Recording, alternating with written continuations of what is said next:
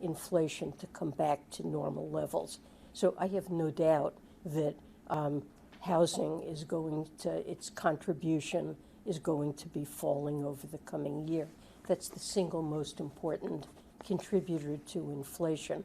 And although we have a very good, strong job market, the labor market is doing very well, not seeing evidence that the labor market is so hot that wage pressures are a source of inflation. So I believe the fundamentals here are in line with inflation continuing down back toward normal levels. So what do today's numbers do to your expectations for rate cuts this year? Well, look, I'm not going to comment on the Fed. It's up to them to decide.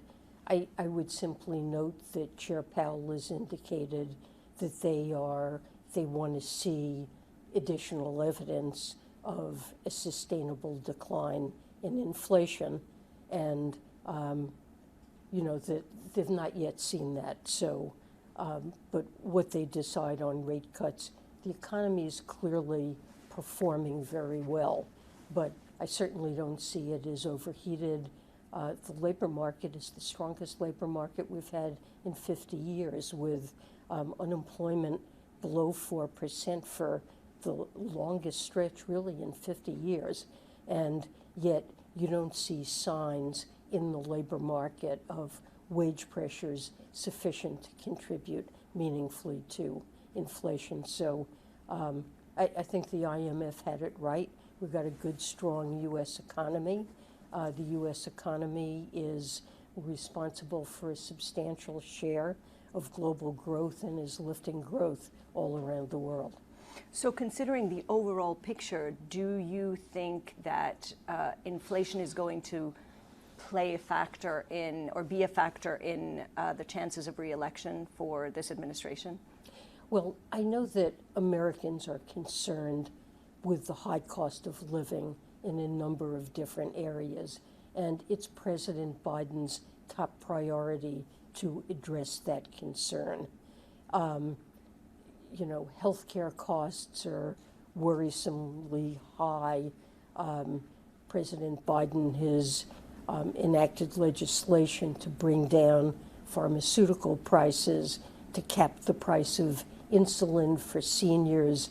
We've long had a shortage of affordable housing. Housing is hard for a family's first-time buyers to afford.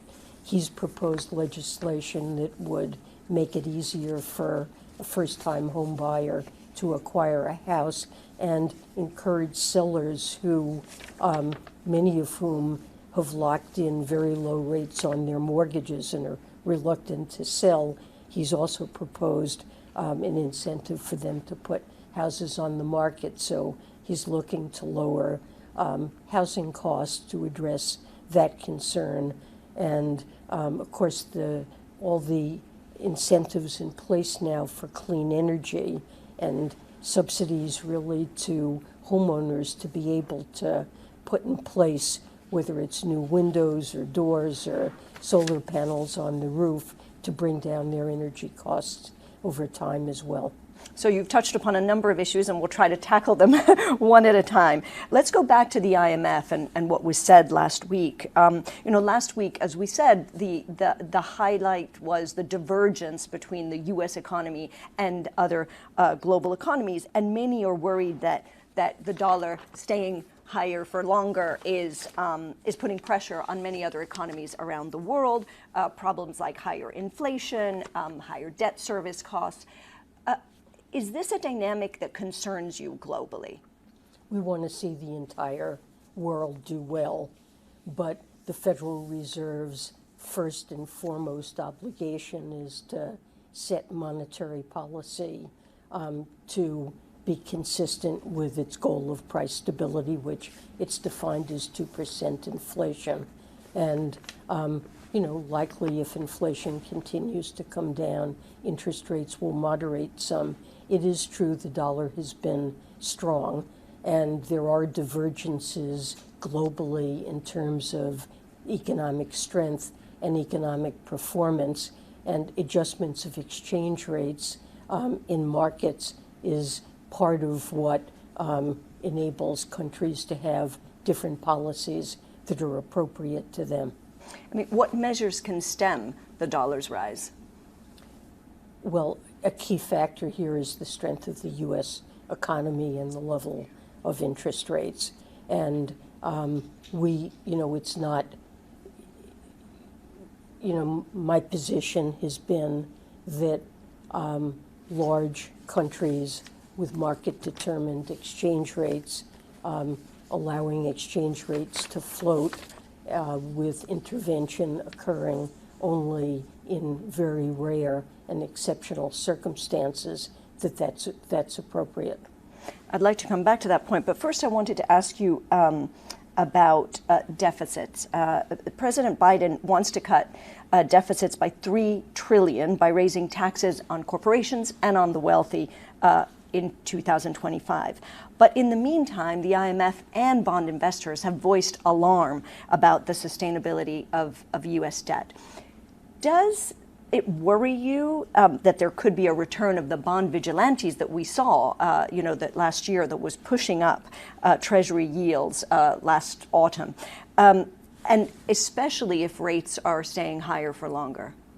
Well, we do have to have a sustainable fiscal policy, and President Biden is committed to that.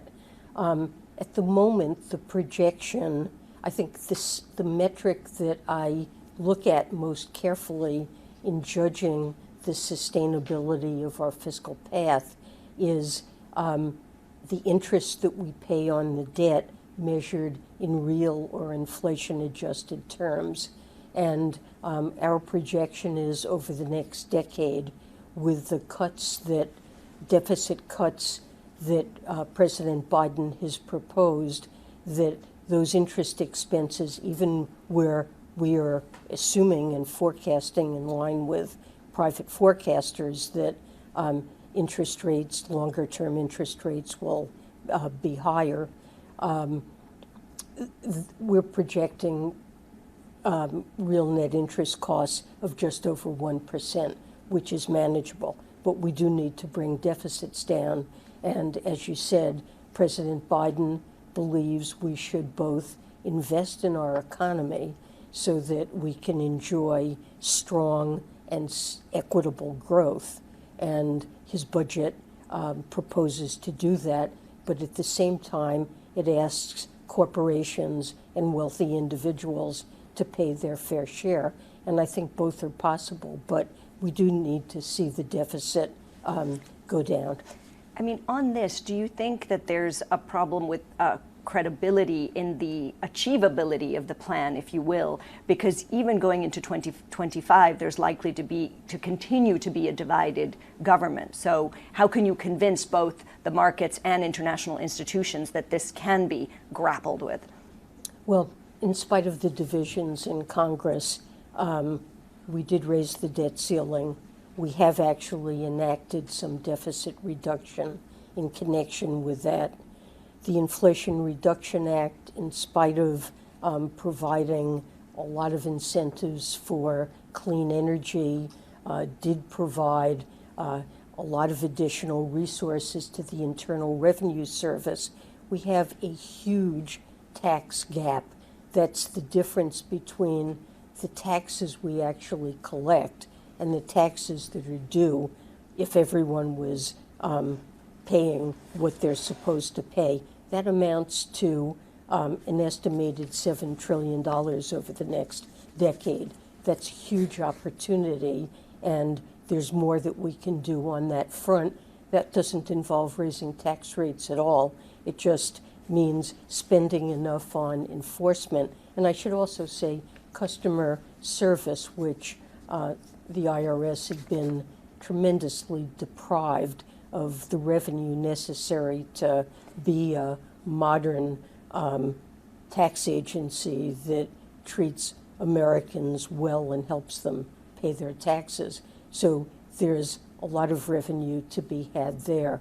So we've actually done quite a lot in spite of divided government. We've brought down prescription drug costs, which both saves the government money and lowers expenses for households as well. And I think there's more we can do.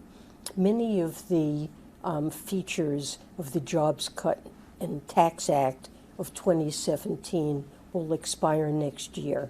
And so Congress will have to address how to move forward. There is deficit reduction if involved in its expiration, but it's also an opportunity. For example, after years of negotiations in the OECD process, 100 in something like 70 countries agreed to enact a minimum tax on the global operations of multinationals headquartered in their countries. Many countries have adopted this.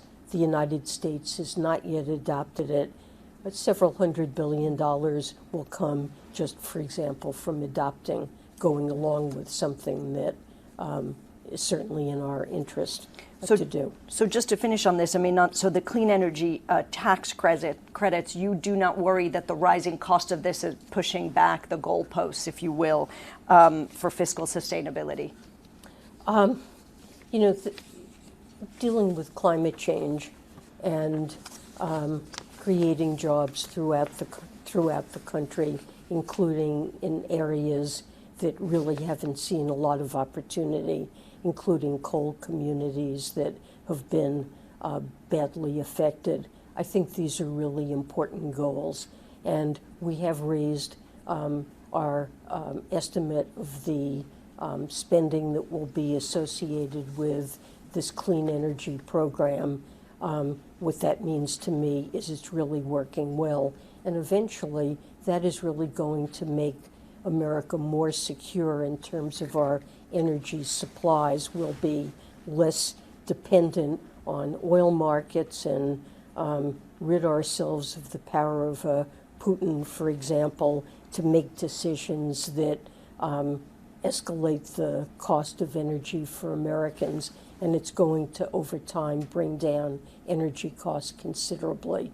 So I think this is a very important initiative.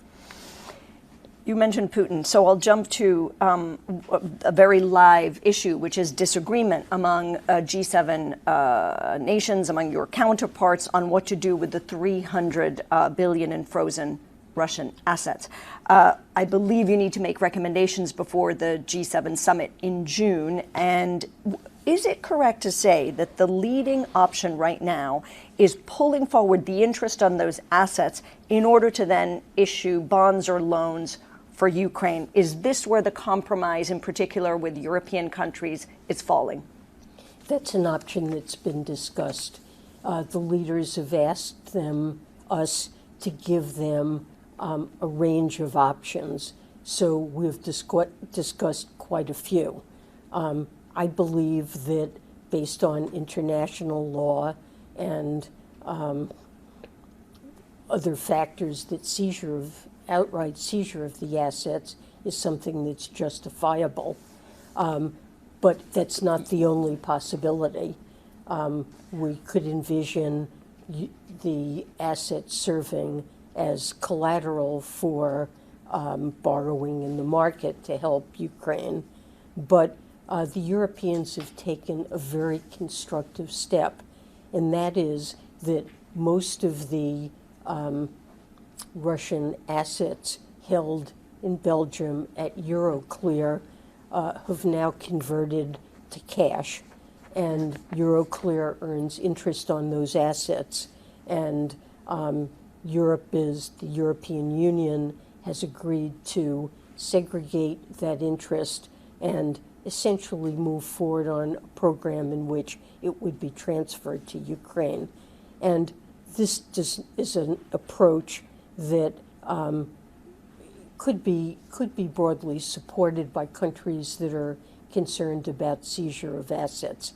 And some of the interest could be brought forward through, for example, a loan. But there are a range of options, and we want to give several options to the leaders to discuss in June. Okay, so there's nothing that is emerging as the key compromise solution here as of now. So I say there will be a range of options, but the strategy that you mentioned seems like certainly belongs on the list.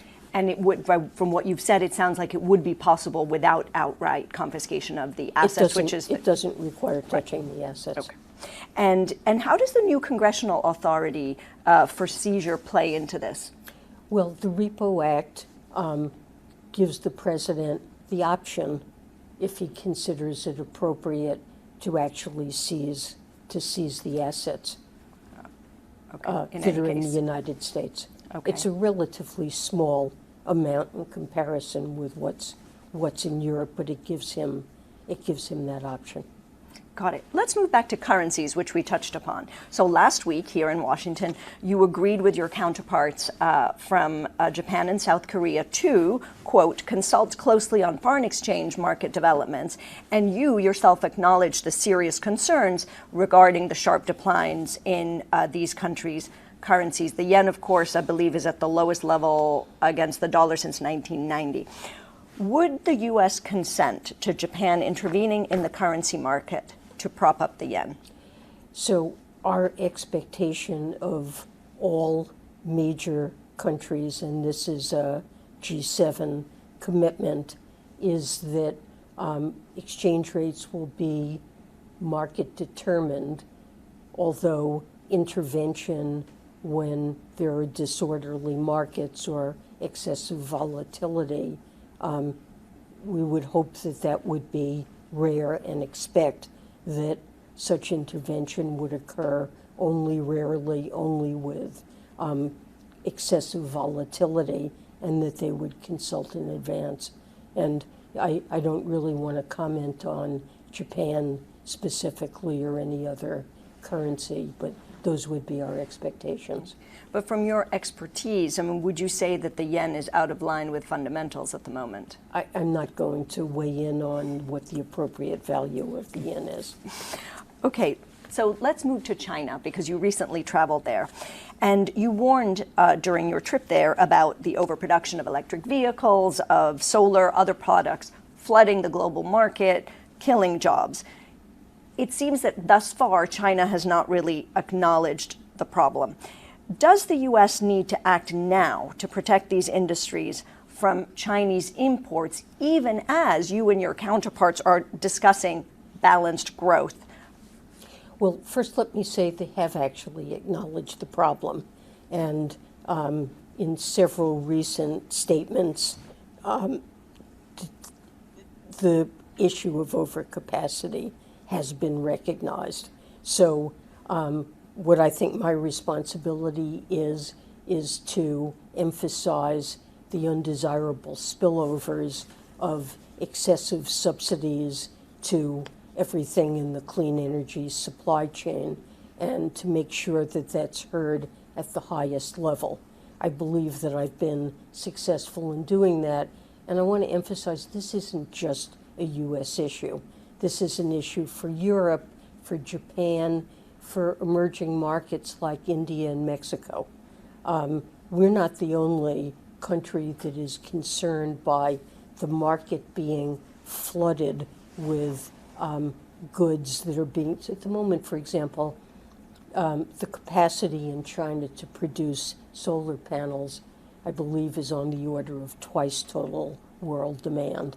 And you know, we've seen this play before. The United States had a healthy solar industry previously in the mid-2000s. Chinese supply drove down prices to the point where many U.S. solar firms went out of business. Now, we're not trying to dominate global markets. We have no problem with China producing and selling globally and exporting, but the United States and Europe and other countries also want to have some involvement in ability to produce clean energy products that are going to be of great importance. We're concerned about overdependence on one single country for total global supply of this full range of products. That's not a healthy situation, and we've purposely put in place a set of subsidies that are designed to make sure that we have a healthy industry serving U.S. demand. So this is a concern to us, and not only to us, and China has recognized it. They've agreed to extended, intense discussion. A week after I was in China, senior Chinese officials came to the United States, attending the IMF World Bank meetings, and we held the fourth sessions of our economic and financial working groups. This issue was discussed intensively. But, you know, this is a problem that developed over many years. It's not going to be solved in a day or a week. So it's important that China recognize the concerns, begin to act to address it. But we don't want our industry wiped out in the meantime, so I wouldn't want to take anything off the table. We're monitoring spillovers, and I wouldn't take anything off the table as a response. You know, we're engaging in a dialogue about balancing growth in the domestic and global economies.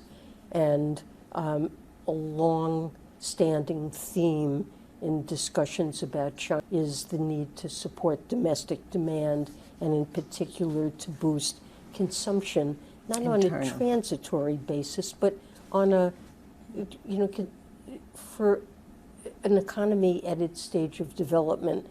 Consumer spending as a share of GDP is incredibly low in China. Its savings rate is close to 45%. And for an economy as large and significant as China, ending up exporting its way to full employment is something that's not something that's acceptable to the rest of the world.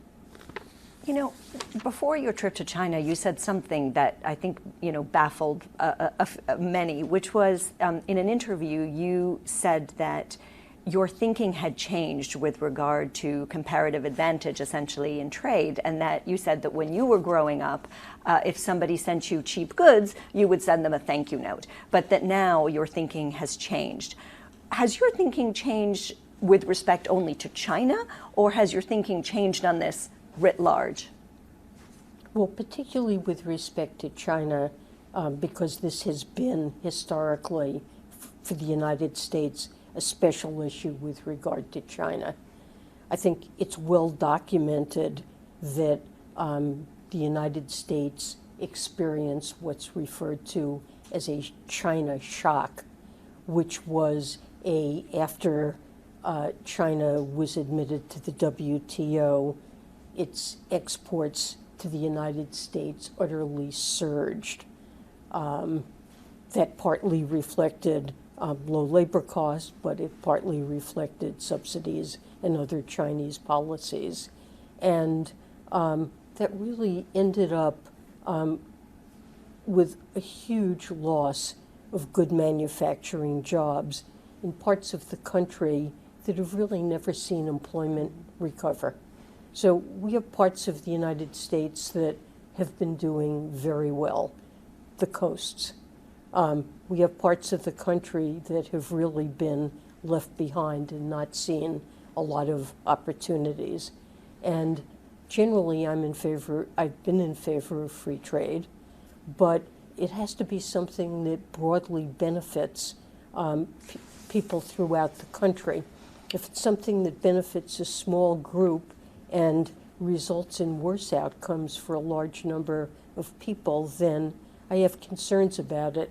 And what we saw with China, the people who lost their jobs in that China shock, which was estimated at about 2 million job loss, they really did not do well, and there weren't interventions to help them move on to something else. We've seen the consequences in